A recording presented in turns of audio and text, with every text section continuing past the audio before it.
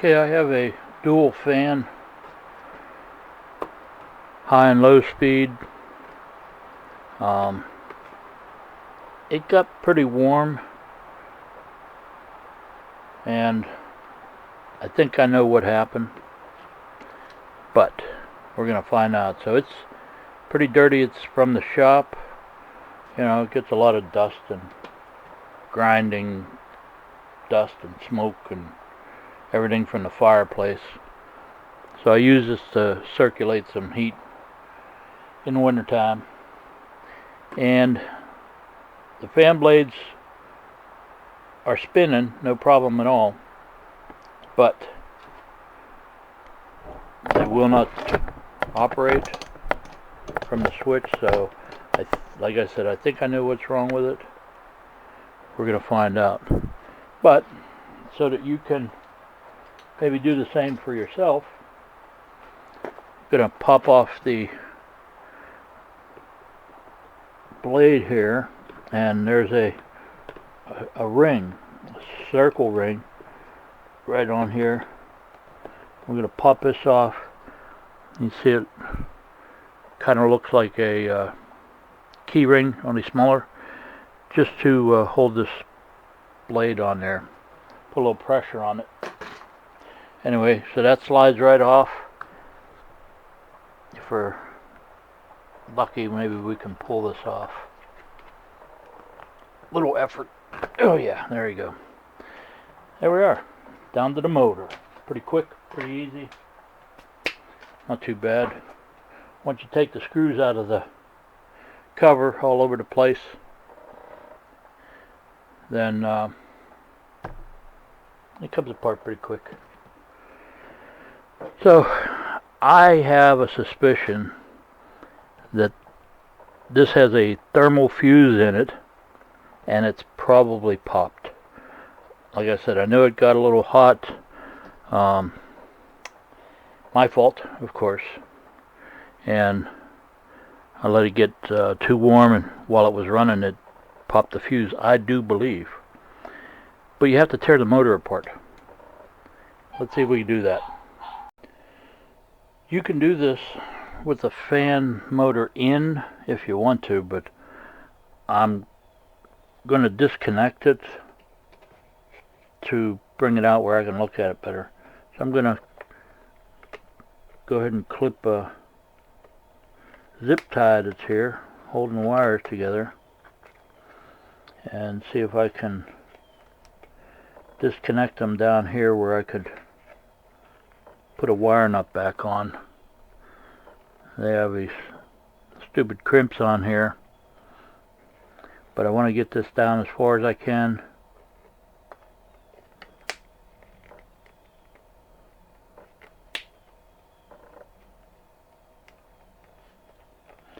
And get rid of this crimp connector.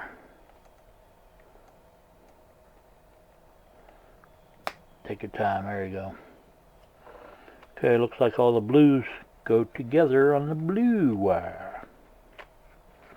And the red ones go on the red wire.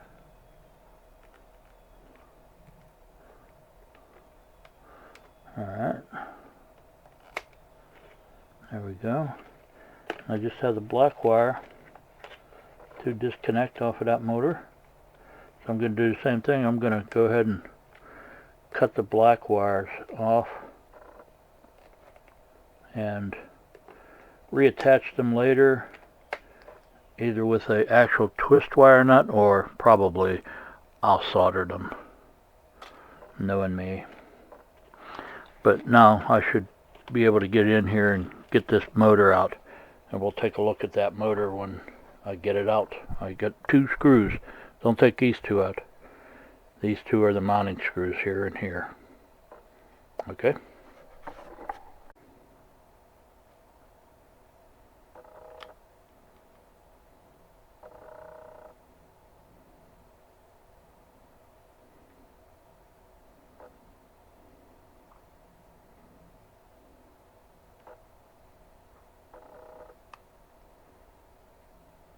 There you go.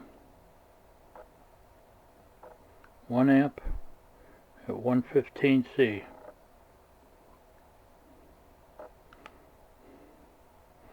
Now you can read it. Okay, I'm going to do my best to keep this motor in frame. I have it zoomed in so that you can see what's going on. There's 3 wires on this motor. High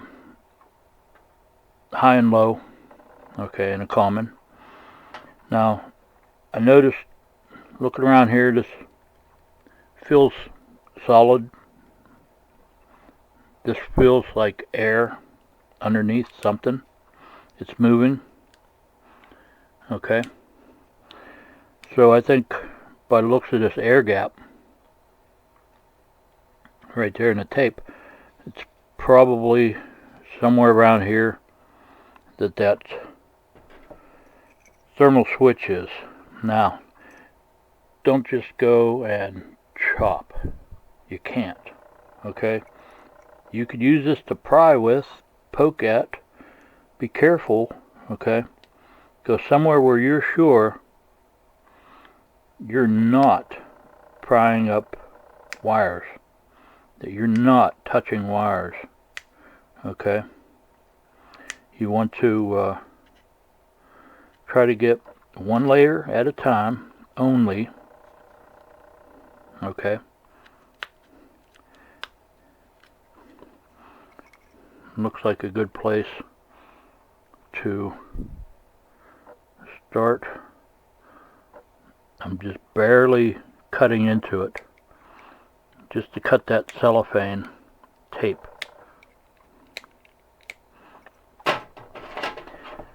Then maybe something a little more blunt. There we go. That's what I wanted. There we go. So, now you can see what's going on under here. There it is. There's even evidence of it blowing by the looks of it. Yep, right there. You can see the discoloration. So, that is a thermal fuse. I'm going to hopefully zoom in on this and show it to you. And you'll be able to see the numbers on it. I could see the numbers with a lens, but it's pretty hard for you to. Anyway,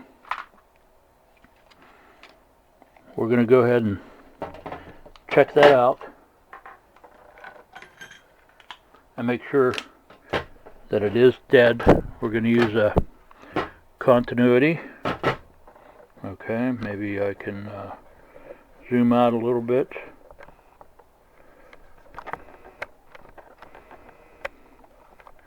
Okay.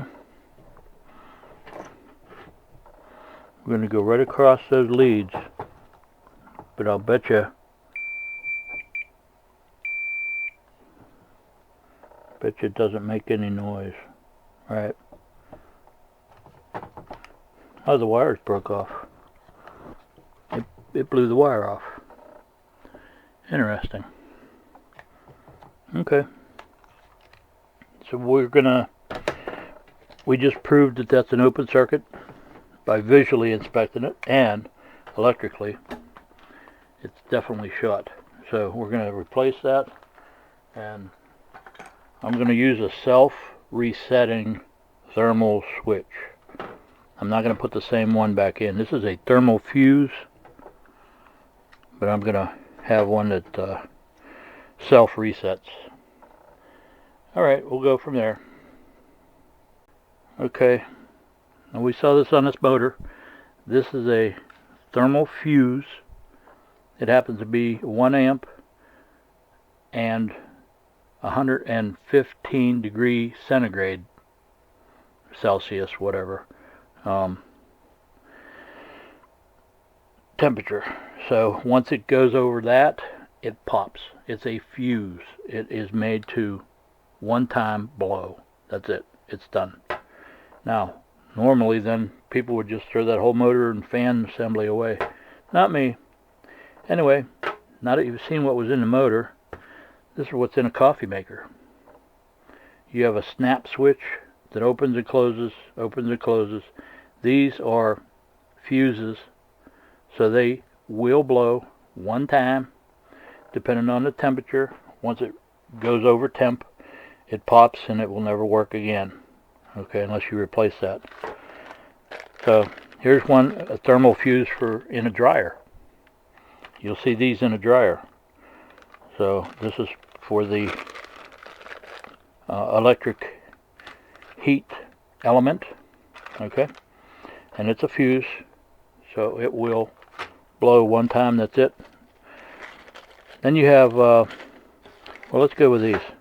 These are fuses, and they're all rated at different temperatures. This is 464 degrees Fahrenheit. It'll pop. 320 on this one, and once it goes over, it pops. That's it. These are fuses. You can see the design of them.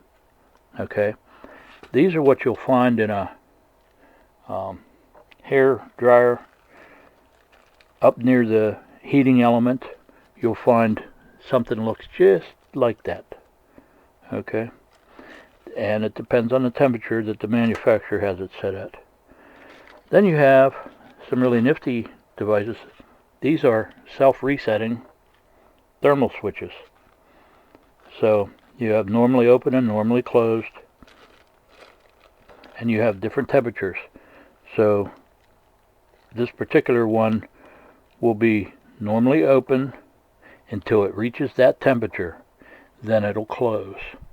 Once it gets to 120 degrees, it'll make contact, and something like this could be used for like a fan to cool something. Alright, so this will snap on, snap off, and you'll hear it click. Actually, this one's set for 140 degrees. Okay, and it's self-resetting, so once it reaches 140 degrees, it'll close contacts, and this is a normally opened switch. Okay, then these are normally closed switches. These are snap on, snap off. That's a whole different design, and these are rated at a little higher currents usually. Okay, and this one is set at around 40 degrees, so it's open above 40 degrees and closed or connected below. So you can use this for something like your freeze, heating element on a water pipe or something like that. If you want, or an alarm, a freeze alarm. Once it goes below 40, the contacts will make, and you can turn something on or do something with it. So there's several different types. Alright, you see what we had, and ordered some new ones. I don't have the right one that I want, so I ordered some new ones. So I'm going to put something like this in there, put it down in there up against the coil. That way it is directly on the coil and gets the best chance of measuring the temperature there. So now you go. You're an expert.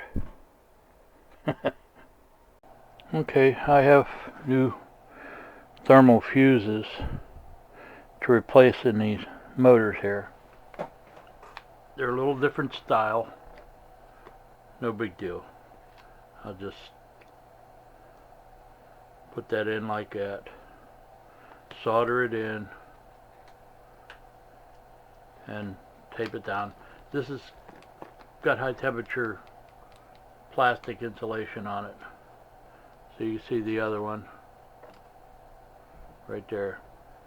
So I'll just clip it out, solder in a new one, and call it a day. Rewrap the tape on this. I'll put some Kapton tape, I guess, on it. Anyway, let me get that done, It's a simple job, just clip it and solder it, no problem. Whenever you're putting components on like this, make sure that you have a good mechanical connection, okay, around the wires first before you go to solder. You don't want your solder to be doing all the work, holding it mechanically steady and everything. You want a good mechanical connection first, wrap it up, then solder it.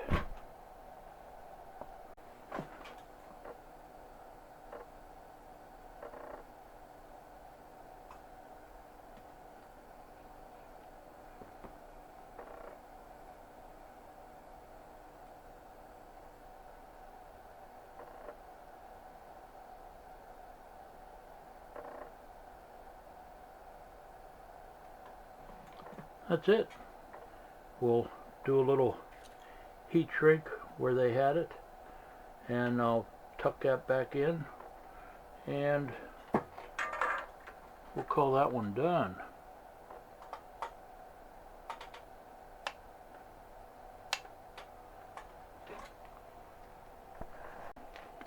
Okay, I used a little bit of this high temperature Kapton tape. There's my thermal fuse, and that'll be the first layer. Then these go over top of that and get taped up. So I'll be using a little bit more of this Kapton tape and finishing it up. We'll do both of them just like that and try to put it back together, see if it works. Okay, got the wiring done, and now it's time to put the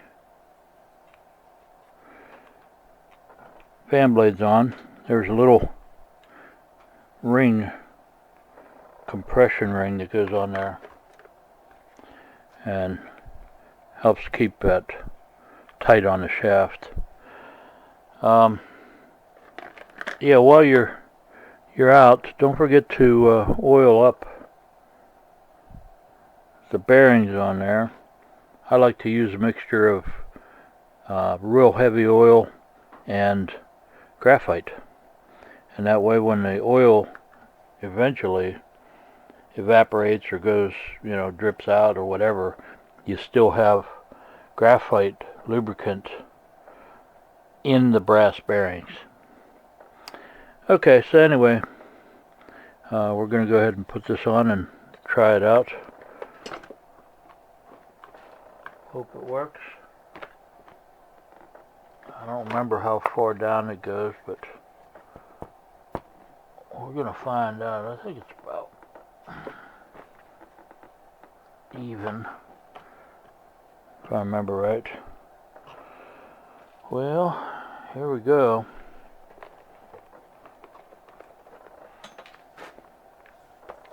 Time to test it.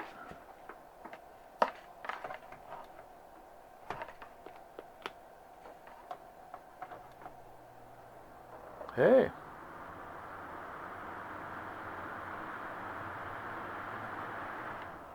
It runs. Woohoo. It was probably low speed. No, that was high. That's low.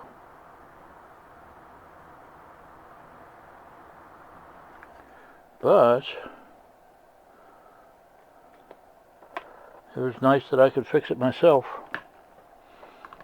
Alright, put this back together and that'll be another project done. Yeah, we'll do it. Move on to the next one. Thanks for watching.